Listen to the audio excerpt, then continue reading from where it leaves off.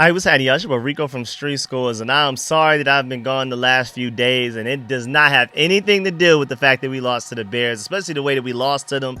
I've just so happened to have been very busy, but I'm here to catch y'all up in one video on everything that's gone down with the Commanders team as far as injury updates. You know, we're getting some guys back. Some guys are getting worse. We signed a few guys, like we brought in a former first-round wide receiver. We brought in a talented defensive end, but somehow he's immediately going to the injured reserve. We got to dive into any of the logic behind that. You potentially have Noah Brown done in DC. I have to give y'all updates as far as Terry McLaurin, Samuel Cosmi, and Jonathan Jones potentially coming back. We'll see if they're ready for this Dallas Cowboys game. I'm going to give y'all all of the updates for that and more. But before we get into everything, make sure you stiff arm that like button, stiff arm the subscription button, and stiff arm the bell next to that subscription button so you get notification each and every time I release an informative and opinionated video just like this one. Make sure you stay tuned to all of the content. Appreciate the patience for all of y'all. I've been even seeing in the comment sections like where Rico at and everything. I've just been super busy and all over the place, but now I'm back to hitting y'all with at least a video a day, maybe even 2 a day, just off of the fact that I got to catch up from the last few days that I missed, man. We have a lot to talk about. I'm even been working on a video to let y'all know why y'all should still be very optimistic about this season. I have a whole nother separate video as to why Jaden Daniels is still an MVP candidate for this season. I have the stats to prove it and everything, and of course I got to do a whole preview video breakdown of the upcoming injury updates and stats and matchups for this Cowboys game on Sunday. So make sure you stay tuned for that, of course, and I will be live streaming the game. Shouts out to my Watch to the End gang, shouts out to the late night crew, shouts out to Nody gang, man. Now, let's go and dive into this video right now, man. Let's get it. Adam.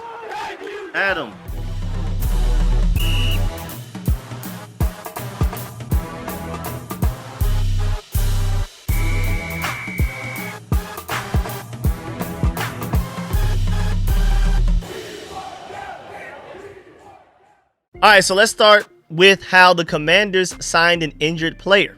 Well, back on October 15th, so I'm recording this right now. It's 1 a.m. Friday, October 17th. So if you hear me say today, I'm talking about Thursday, October 16th. If you hear me say yesterday, I'm talking about Wednesday, October 15th. Because even though it's technically Friday, it still feels like Thursday to me. I have not been to sleep yet. You know, shouts out to the late night crew. So yesterday, technically, October 15th, the Washington Commanders signed defensive end Drake Jackson.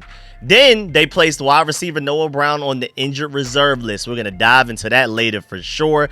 And they also went ahead and signed guard Julian Good-Jones to the practice squad. So, of course, we're like, wow, the Commanders went and got a defensive end. We have a lot of defensive end injuries right now. We're going to talk about that relatively soon as well. But shouts out to Ben Standig. And I already talked about this in a whole nother video, but we're going to bring up a lot of those points again in this video. But Ben Standig said the Commanders are signing free agent defensive end Drake Jackson. Source confirms he will join the 53 once official. But Jackson, age 24, very young, was selected 61st overall in the 2022 draft by the 49ers with Adam Peters there. He missed last season with a knee injury, and apparently he still has one. But just to let you know, when we signed him, he was taking over the number 93, who was last worn by Valami Fehoko. So whenever he does come back healthy at some point, he will wear number 43. I thought it was funny too because Bleeding Burgundy and Gold brought up a great point. Adam Peters saw 3 Preston Smith snaps against the Bears and almost lost his S word. He just like me for real. And nah, Preston Smith, you're cooked, bro. Shell of himself. It's bad, bro. Preston Smith was bad to the point that even Steve Sutter, who joins Kevin Sheehan every week now, you know, he basically replaced Chris Cooley as like the guy that watches every single play of all 22 film and all of that type. He does all of those type of super detailed breakdowns for Kevin Sheehan, again, in place of Chris Cooley. And when talking about Preston Smith, he literally said, quote, "Nah, bruh," unquote. That is crazy. But ultimately, when he really talked about him, he noted that, and of course, this was obvious to most of us. Shouts out to DC Sports Dre for listening to the Kevin Sheehan podcast and pointing this out. He said Wagner's a liability on coverage. We all knew that, though. Mike Sarenstill has been a liability for the most part this year. We've known that as well. And also, Preston Smith is giving nothing out there. That was Steve Sutter's breakdown of what he's seen from Preston Smith, especially against the Bears specifically. And, I mean, it's hard for me not to disagree. Preston Smith has been bad. He was bad out there against the Bears. I would argue, even though there was a lot of bad going on out there, Preston Smith may have been our worst player. But Dan Quinn talked about this yesterday after we signed him. He said that newly signed defensive end Drake Jackson is still working back from his knee injury. So we should have already known there. As soon as he said that, we should have known by the next day, which was Thursday, October 16th. Technically, it feels like today for me, but by the time most of y'all are watching this, technically yesterday, they went ahead and placed defensive end Drake Jackson on the injury reserve. And of course, everybody's looking like, what happened? We just signed him. Why would you sign somebody and immediately put them to the practice squad, to the injured reserve? Not even to the practice squad, to the injured reserve. Why would you even sign a guy that's that hurt?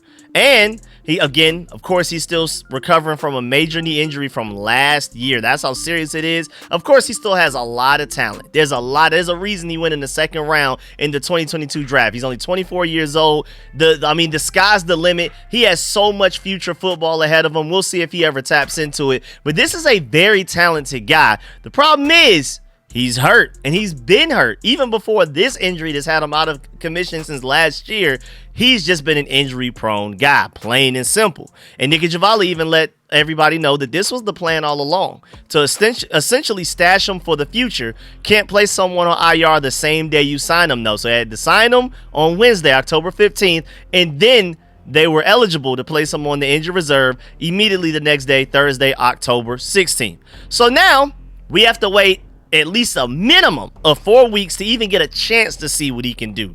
You know what I'm saying? And with Dorrance Armstrong also banged up and Dietrich Wise and Javonte Jean-Baptiste already on the injured reserve, right now moving forward is Preston Smith and Von Miller setting the edge for us, which is a disaster waiting to happen against the Cowboys. I'm not going to lie. Now, I do predict us to win this game. I think we're just going to outscore them. But our defense that was already playing poorly is about to get worse if Preston Smith and Von Miller are the guys setting the edge for it. It's so bad, we may need to trade for a defensive end. There's no defensive ends just out there available in free agency that's going to fix how bad this situation is.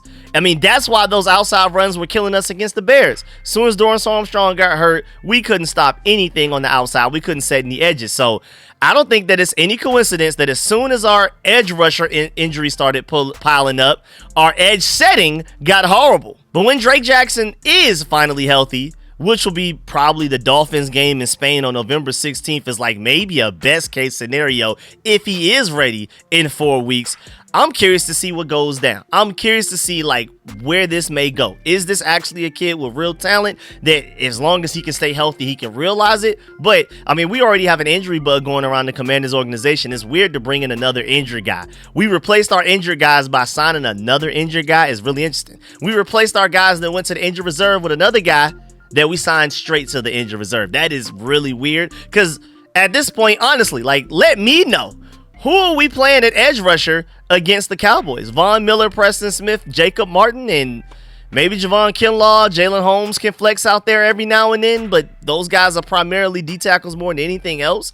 I mean, it's crazy. I know a lot of us are focused on the wide receiver room right now, and we're definitely going to dive into that in this video, but like, what is going on with this edge rusher room? Shouts out to John Com. He said, curious to see what Drake Jackson has to offer. Suffered a patellar tendon tear in his knee in 2023. That's a serious injury. All the way back in 2023, and he missed all last season for it, and he's still hurt right now in October of 2025 because of an injury he suffered in 2023. The 49ers released him in May, and General Manager John Lynch was concerned about his recovery. Washington General Manager Adam Peters, in a completely contradictory move right here, was with San Francisco when they drafted Jackson in 2022 in the second round, and maybe he's not as concerned as John Lynch is, or maybe he's just more desperate than John Lynch is. I don't know, but at the very least, the one like silver lining to Drake Jackson getting signed and immediately going to the injured reserve is that maybe this is a sign that Dorrance Armstrong isn't that hurt. You know what I'm saying? They wouldn't go sign somebody that they knew they were putting on the injured reserve before they even signed him if they had a plan for this guy to replace Dorrance Armstrong if Dorrance Armstrong needed replacing. To me, it sounds like Dorrance Armstrong must not be that bad off if so far the only edge rusher move we've made is to sign a guy that got sent immediately to the injured reserve. Sounds like Dorrance Armstrong should be ready by this Cowboys game, but we'll see, because in that Bears game he left. Then he came back in, got a sack, got re-hurt, or maybe it got worse. I don't know. Maybe the pain was too much. I don't know what it was. But he ended up leaving the game again and then not coming back. And then we're going to dive into the injury report from the last couple of days. And so far, I don't believe he's practiced this week. We're going to get to that later, though. But shouts out to JP Finley. He said, defensive end they just signed working back from knee surgery means they have a roster spot available now, and they just had Burks in for a visit, so worth watching. Maybe they sign Treylon Burks, which takes us to the next topic. But before we even get into all of that, now I know that Bears L sucked, but it is Dallas week. You know, no matter what, you gotta beat Dallas. As the Washington Commanders, as the Burgundy and Gold, as the Redskins football team, whatever you want to call them, you have to beat Dallas. Even outside of just the playoff picture, you must beat Dallas twice a season. That is the priority of the season.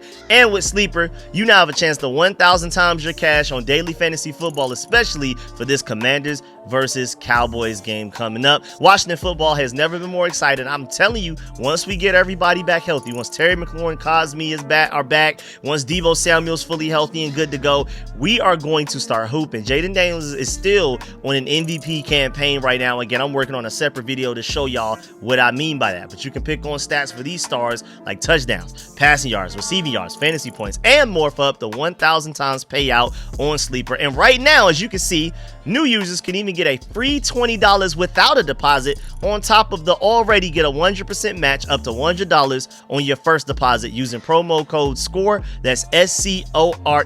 Or you can just click the link at the top of the description of this video and every video on live stream I'm doing all season, man. And now let's dive into some picks that I have, because I'm really intrigued by some of these that I'm working on. So going back up here, getting this out the way. This is an 8-leg that I just put together, and I did some real research for this one too. I'm not just picking stuff out of nowhere. I'm looking at people's like history. I'm even going back to last season to look at some of these things. Let's see if we can try to turn 20 into nearly $860. You have Bo Nix, which is the free one. Just as long as he gets one passing yard, we're good to go there. I have Amon-Ra St. Brown against the Tampa Bay Buccaneers defense that, I mean, they're pretty good, but that's going to be a shootout. Baker Mayfield is right now arguably the leading MVP candidate right now in the NFL. And I know the Detroit Lions, with them being one of the most potent and dangerous offenses in the NFL, they're not going to go without swinging. That's going to be a shootout. I see Amon-Ra St. Brown getting at least 6 receptions. Bijan Robinson, now granted, some of these, like this Bijan Robinson one, I'm taking the lines down a little bit. So the line may be something else. I'm willing to take away a little bit of the multiplier to, you know, take away some of the risk to increase our chances of getting it right. So I have Bijan Robinson getting at least 25 reception yards against the 49ers. Who in the 49ers are going to stop Bijan Robinson from getting 25 reception yards?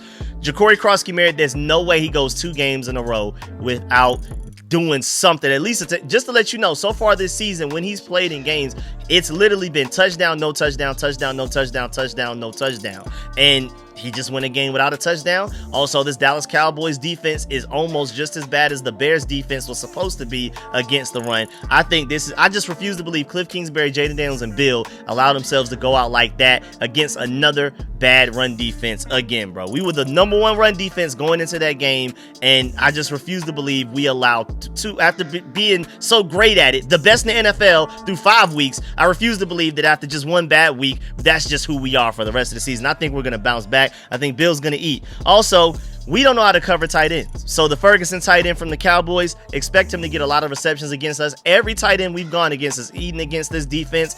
And on top of that, they even manufacture touches to this guy. He is a heavy part of the Dallas Cowboys offense. I don't know if y'all watched their games, but there was even one time where they designed a screen for him. It was like a tunnel screen. They had a bunch of blockers ahead of him. He ended up running like 20-something yards for a touchdown, bro. So watch out. I think that's a good one there. Also, Jaden Daniels not throwing an interception in back-to-back games. Hey,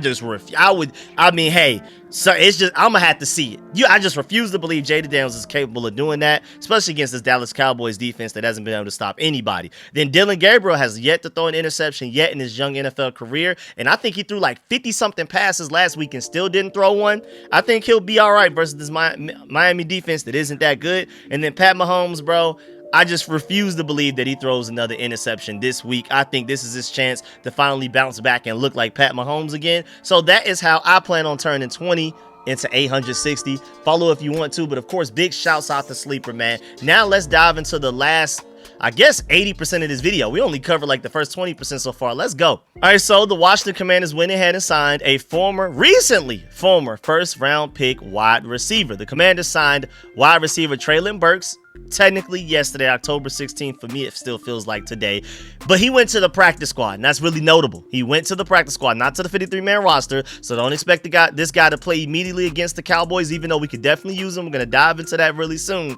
But he's on the practice squad. Just like Robbie Chosen got signed to the practice squad and didn't play at all against the Bears, I'm expecting us to not see Treylon Burks at least until the very, very earliest of all earliest against the Kansas City Chiefs Monday night on October 27th. That's the earliest we'll see him, and it may not even be then. It may be, we may have to wait until the Seattle Seahawks game November 2nd. We'll see, but I can bet you money he's not playing against the Cowboys this weekend. Again, they signed him to the practice squad. And again, he's a former first-round pick that at the very least is going to provide some depth to this room that needs as much of it as they can get. But even Ian Rappaport was on this because this is pretty big news. Again, this is a former first-round talent that some people, and I'm going to talk about this later, that was even comparing them to being a more agile A.J. Brown. So basically, a better A.J. Brown. It's just been injuries holding them back. We'll see if Jaden Daniels can be the guy that can rework that magic and revive this guy's trajectory of his career. We'll see, though. But Ian Rappaport says, sources, former Titans first-round wide receiver Treylon Burks is expected to sign with the Commanders practice squad with an elevation likely coming quickly. Burks had visited Washington and the Broncos. So he visited multiple teams and decided to sign with us, just like Drake Jackson. Drake Jackson went on a whole tour around the NFL, visited like 4 or 5 teams, ended up choosing us even though he went to the injured reserve. Treylon Burks, same thing, went to visit a few teams and decided to sign with us. So I don't know what we're doing to where people prefer to sign with us over these other teams, but it is what it is. I'll take it, I guess.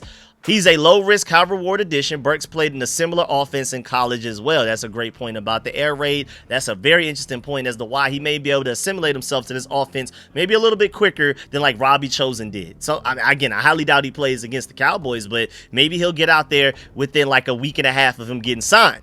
Also, shouts out to Mason Kinahan, brings up a great point. If you're a former high draft pick with solid athletic traits, come on down to the Commanders, especially in 2025, and you are not lying. Shouts out to Mark Tyler, too. He brings up an interesting point. Whether you agree or disagree, this is a very interesting way to look at this. He said Burks is very talented, just had injury issues. If he can stay healthy, Jaden can turn him into our version of Drake London. Like, that's the ceiling we're talking about here. But, of course, I really want to emphasize ceiling. We're not bringing him in here and just assuming that he's going to be an A.J. Brown or a Drake London. I'm not saying that at all. It not only is it the inconsistencies with his health, it's also been the inconsistencies with his play and his production, even when he has been healthy. I believe he only has like 1 touchdown in his NFL career, and he's played a few like double-digit games. Like, I think he's played like almost 30 games so far in his NFL career and only has 1 touchdown. So this is not a guy that you need to rely on. But, of course, it's a low-risk, high-reward where the ceiling is potentially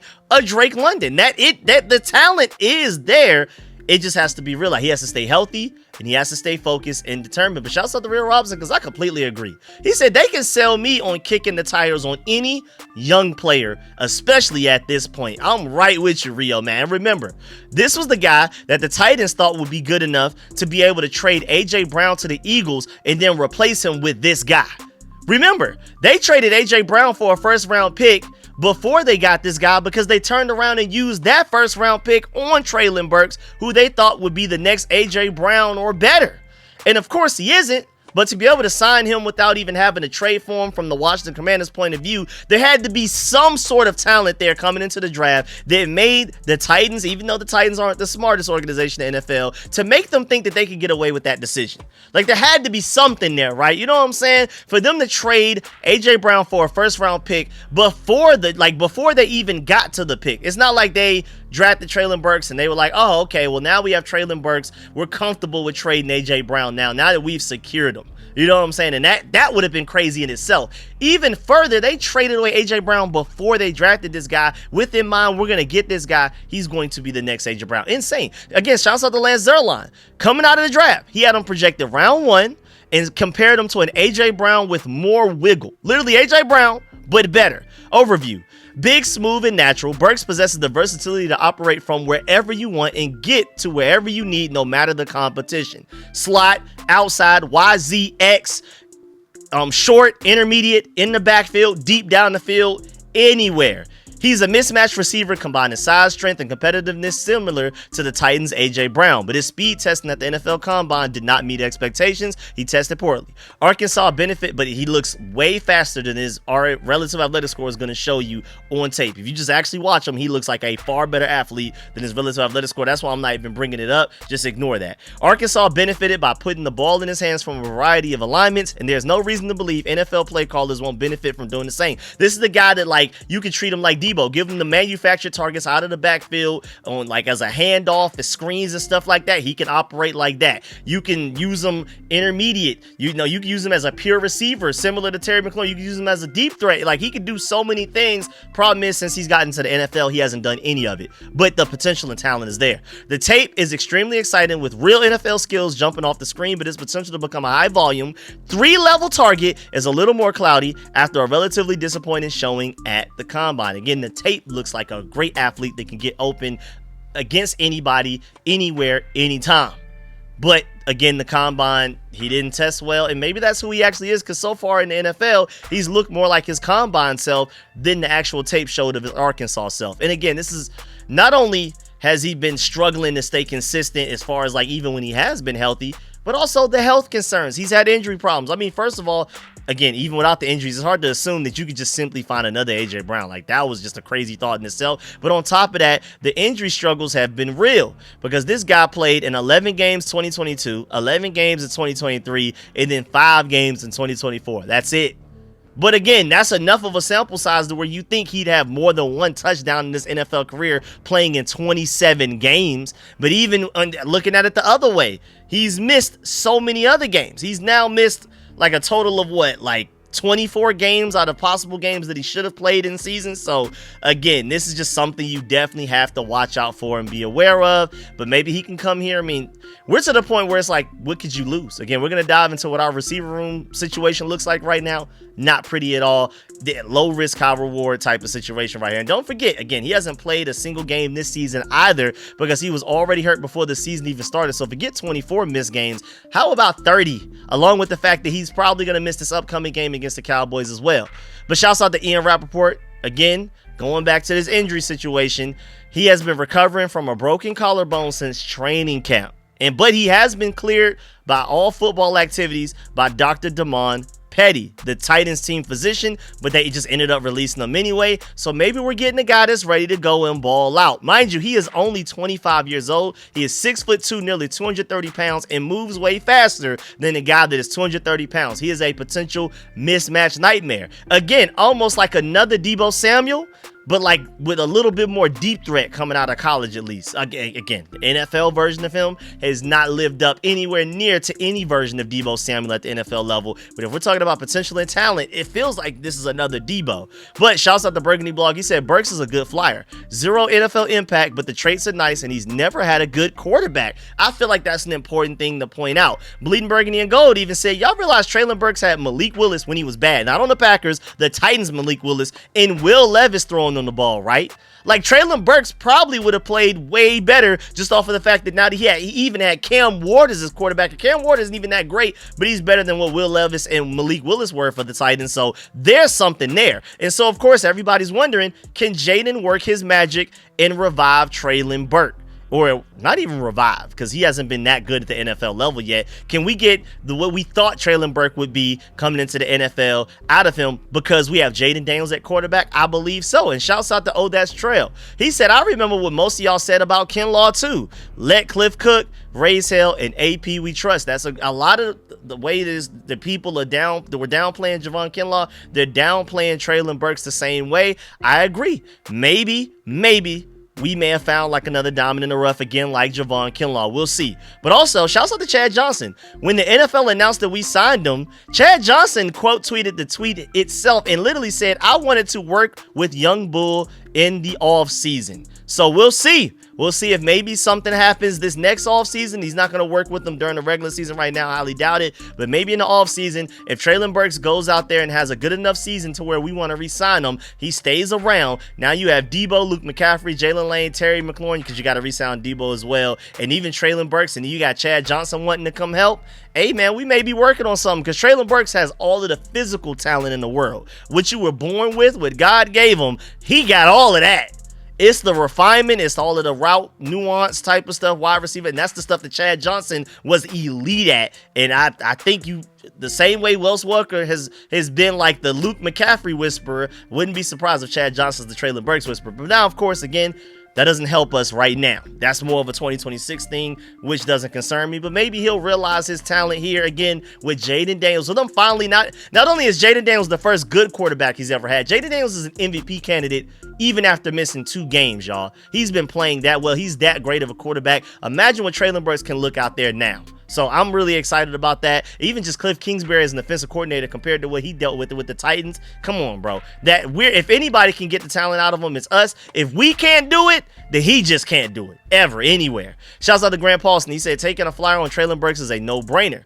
I do think we need to talk more about what's going on with Debo's heel, though. He's not practicing again. He did not look like himself on Monday Night Football. He did not at all. And Terry's injury is getting the ink, but it feels like whatever is going on with Debo is going under the radar. If this lingers, it's a problem for the offense. I agree. Shouts out to Mark Bully. He said with all of the wide receiver injuries in Washington, this kind of felt inevitable with the signing of Treylon Burks. Would be interesting to see how quick they call him up, though. They're typically giving guys at least a week or 2 before calling them up, which is, again, why I'm assuming he's not playing against the Cowboys, and we'll see how soon he'll be able to get onto the field. But that is a good point that he brought up about how this felt inevitable. Remember, we brought Treylon Burks in for a visit like 2 weeks ago, I think, like about 2 weeks ago. And so it just felt like, yeah, about time to go sign him now that we've had even more injuries to the wide receiver room. Speaking of injuries to the wide receiver room, bro, it's bad, bro. The Commanders practiced earlier today as in October 16th on Thursday. No Debo, no Terry, and of course Noah Brown went to the IR. We're going to talk about that later as well. So our healthy receivers at practice were Luke McCaffrey, Jalen Lane, Robbie Chosen, Tay Martin, Chris Moore, Ja'Cory Brooks, and Jacoby Jones. Just to let you know, half of that list, more than half of that list, 4 of the 7 guys I just told you were on the practice squad. That is bad, bro. The only non-practice squad guys are Luke McCaffrey, Jalen Lane, and Chris Moore. Those are your 3 healthy 53-man roster receivers right now. That is insane. And shouts out to Nikki Javala because she brings up several interesting points, and all of them scare me.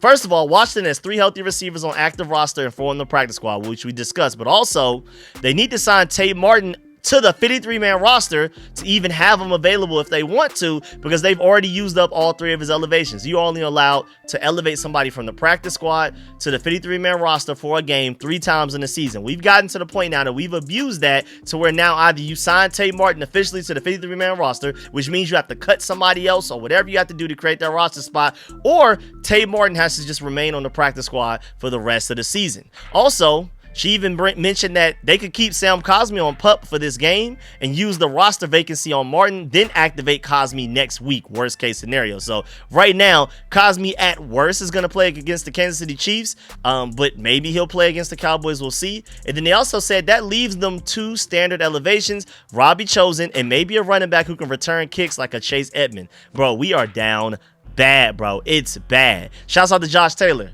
He said, okay, that's enough. I'm adding wide receiver to my big swing Trey article, because he did a whole Trey article with A to Z Sports about different positions and players we could target, and he didn't include wide receiver yet. But then after this whole Debo Samuel Hill injury and then Noah Brown going to the IR like 4 weeks late, 4 or 5 weeks late, he was like, all right, now we got to discuss trading for a big-time wide receiver. And I feel like if you're going to trade for a wide receiver, go all the way. Don't trade some 7th round pick for some random guy that may not do anything. No, you need to go get a certified playmaker, one of them guys. You know what I'm saying? So Jalen Waddle is out of the question because he just got paid a huge contract. But like before then, I'm talking about a Jalen Waddle level guy where you know for a fact he's going to come in and you got to wonder if he's going to replace Terry or Debo as one of like the top 2 receivers on the team. If it's not that, I don't want it, honestly. But here's a clip of practice right here where Robbie Chosen working with wide receivers coach Bobby Ingram. And this is just horrible. I mean, shouts out to Robbie Chosen. Shouts out to our wide receivers coach Bobby Ingram for working with Robbie Chosen, bro. But this is just like, right now, he may be wide receiver 4. And he's on the practice squad. He's not even on the 53-man roster yet. Does he even know the playbook, bro? How many passes has Jayden Daniels ever thrown to this guy in practice yet? Like, it's scary. Shouts out to Sidonia Ave. He said at this point, Bobby Ingram, our wide receivers coach, may have to suit up at this point, bro. It's bad, bro. And then also look at this clip right here I thought this was absolutely hilarious. As you're looking at this clip, Jaden Daniels putting on his helmet, Burger Man just pointed out the fact that it looked like Jaden Daniels looked around, saw Chris Moore and LMC warming up as his top 2 receivers and said, "Oh no, man, ain't no way." And it literally does look like that's how he reacted. It's like he looked around and then he put on the helmet like, man, this just can't be life. This, oh my Lord, I guess I gotta do what I gotta do type of thing. It looked bad, man. But shouts out to J Daniels MVP. He said, I've seen someone else comment on this, but it's unfortunate that the injury bug is hitting the Commanders wide receiver room this bad. Terry McLaurin was listed as day-to-day, but has missed 3 games. I don't know what's going on there. Noah Brown missed 4 games and then was put on IR finally to miss another 4 at minimum. Dan Quinn said that both were trending in the right direction, so now we don't even know if we can believe him. And then Quinn also said that McLaurin was going to practice this week, and he didn't even practice yesterday or / today, as in Thursday, October 16th, bro. So Dan Quinn went out there on, I think it was Wednesday, and said that Terry McLaurin would practice this week. Next thing you know, on Thursday, he's not practicing. So I don't know what to believe. I don't know what's going on. And now speaking of Noah Brown, just to dive into that real quick, bro. Dan Quinn, back on October 15th, said that Noah Brown's groin injury didn't respond after they worked him into practice last week. So he was practicing, but apparently the groin injury was worse than they thought. And so Noah Brown is going on the IR. Of course, it's tough for the team and especially him. He missed the last 4 games of the season because of a kidney injury. Then he recovered. Then he suffered a knee injury in minicamp, came back for 2 games, then suffered a groin injury against the Packers, and has now missed the last 4 games. And now with him going on injured reserve again, will miss at least a minimum of 4 more. And then Dan Quinn was asked about why not place him on IR earlier. Of course, that's what a lot of us were thinking, and he didn't even give us a real answer necessarily, but it was kind of like a, yeah, that's our bad, because he said, quote, hindsight is 2020. I think the main thing is we're going to get him right, unquote. And I mean, basically like, yeah, we messed up, and like it would have been nice to know back then, but now we know for sure. And if anything, we're just going to play this super safe. And shouts out to Denton Day, because I completely agree. He said Noah Brown gave us the Hail Mary. Forever thankful for that. Even if he does come back this year, I'm not sure if he's wide receiver 3 at this point. Actually, I highly doubt it. Either Luke or Jalen have that spot. Hopefully Treylon Burks steps up. Hopefully Robbie Chosen steps up. We'll see. And now moving on, we have some impactful player injury updates. Some positive, some are a little ambiguous right now. Because first of all, in major positive news, the Commanders have opened the 21-day window for cornerback Jonathan Jones, who was on IR with a hamstring injury. Not to say that he's going to be back as soon as this Cowboys game, but with the 21-day practice window, maybe we can expect them by the Detroit Lions or the Miami Dolphins game at the latest before we go into the bye week. That's your 3rd corner right there. Well, your 3rd outside corner technically, or maybe your backup slot. You know what I'm saying? Because it's like Trey Amos is your best corner easily.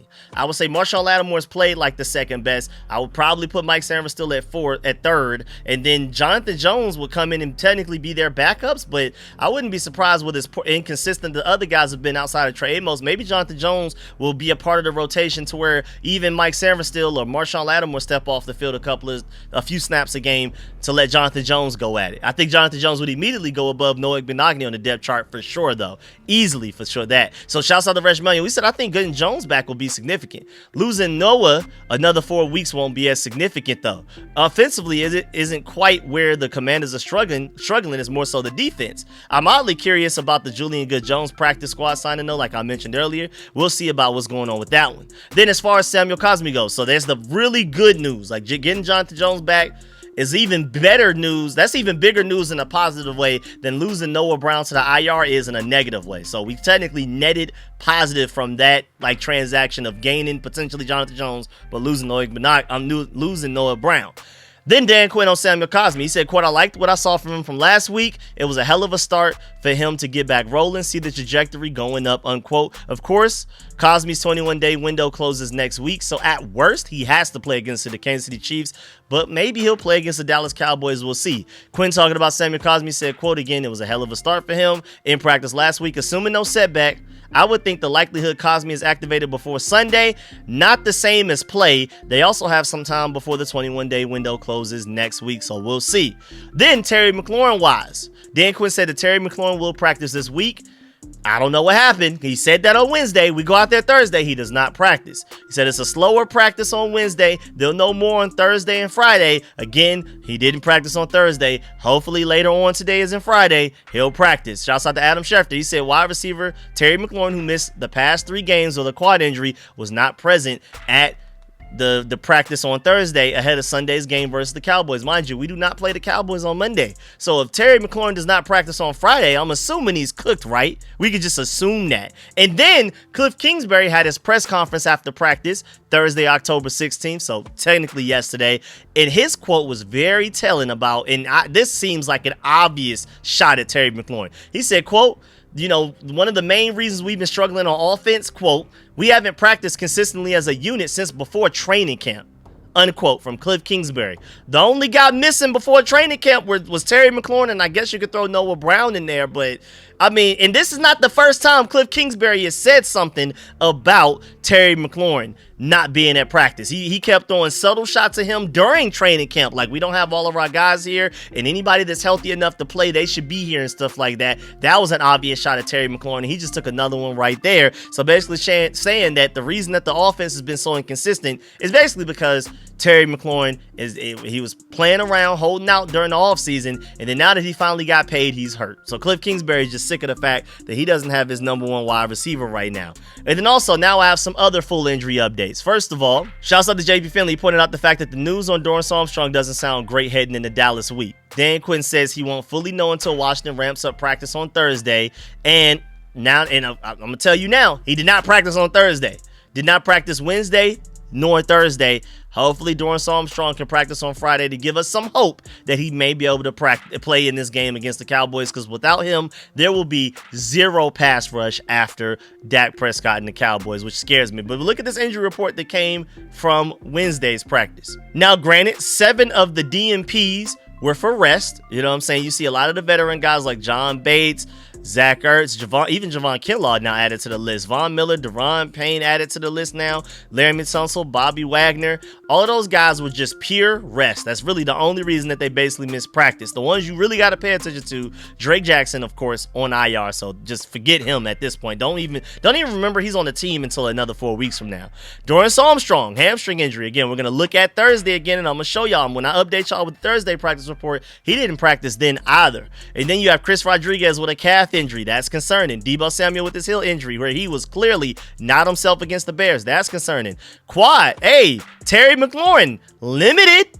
Hey, okay. Samuel Cosmi full, Jaden Daniels full, and Jonathan Jones full. So those are all good to see. We'll see what happens there. So now, the updated injury report once you add Thursday into it. So as soon as you get excited about Terry McLaurin being limited on Wednesday for the first time in a couple of weeks, few weeks probably, didn't participate on Thursday. So I don't know what's going on. Maybe he'll be limited or a full participant at some point later on today, as in Friday, October 17th, hopefully, and maybe he'll make his return against the Dallas Cowboys, because we'll need as much offense as we could get. Also, Chris Rodriguez didn't participate either, Wednesday nor Thursday. But granted, he didn't participate in any practice last week, and they still went into the game with him active, even though I don't believe he got a carry.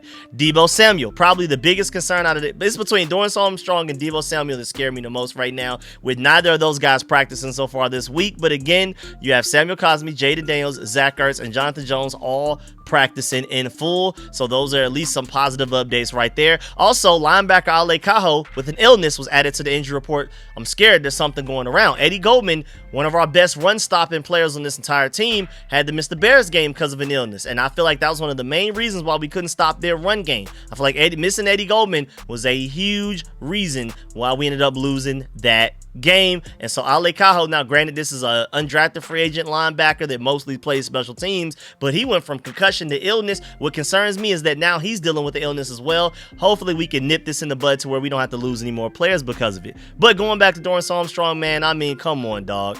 He has accounted for 5.5 of Washington's 18 sacks this year, bro.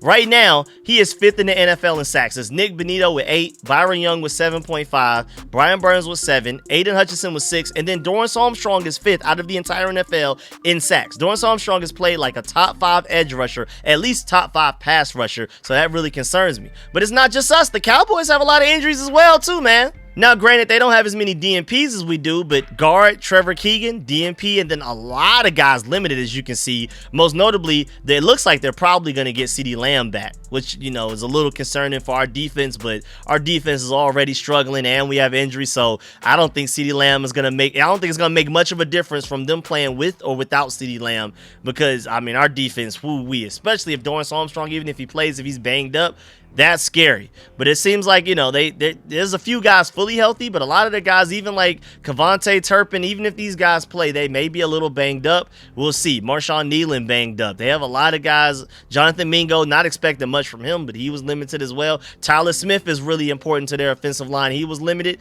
Even if he plays, he may be a little banged up. Now, I would say the Cowboys are healthier than us, but they're not healthy. And then also some interesting press conference notes from Cliff Kingsbury and Joe Witt Jr. in that order. Shouts out to Sean Reed for pointing out the main nuggets from Cliff Kingsbury's press conference from Thursday, October 16th.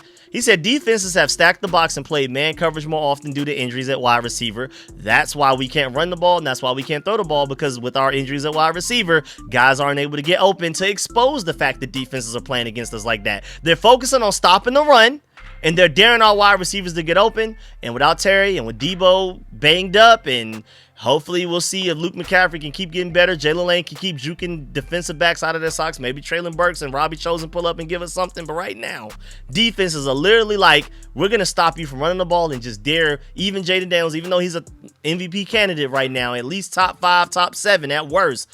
If he doesn't have receivers to throw to they can get open, there's nothing he can do. Also, not sure if right guard Samuel Cosmi will return this week. Also, still confident in Bill despite back-to-back games with fumbles. And then lastly, hasn't been able to put his finger on the third down woes just yet. I feel like you could point to the wide receivers not getting open, but we'll see.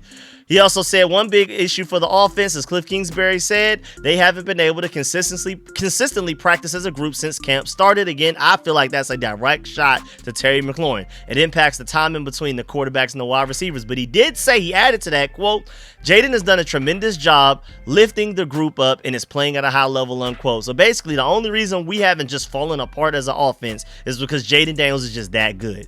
And then now moving on to Joe Witt Jr. Tashawn Reed pointed out the bigger nuggets from his thing as well. One, addressing missed tackles remains a priority. I mean, it's been remaining a priority for a few weeks now, but it hasn't been fixed, so we'll see what happens there. Also, they're doing more drills focused on creating turnovers, so now they're like doing some different stuff they haven't done before. Hopefully, it produces different results. You know what I'm saying? You know, the definition of insanity is doing same thing over and over again, expect the different results. At least we're trying different things. Also, the inability to set the edge led to explosive outside runs again, and I would not only just say the inability to set the edge, but what's the cause for that? You know, the inability to set the edge is the reason we're allowing explosive runs, but we're not able to set the edge because all of our starting edge rushers are gone. Like our top 3, top 4 guys are hurt, IR, whatever. Also, he said that he doesn't think other teams have the speed advantage against us, and that's a flat out lie.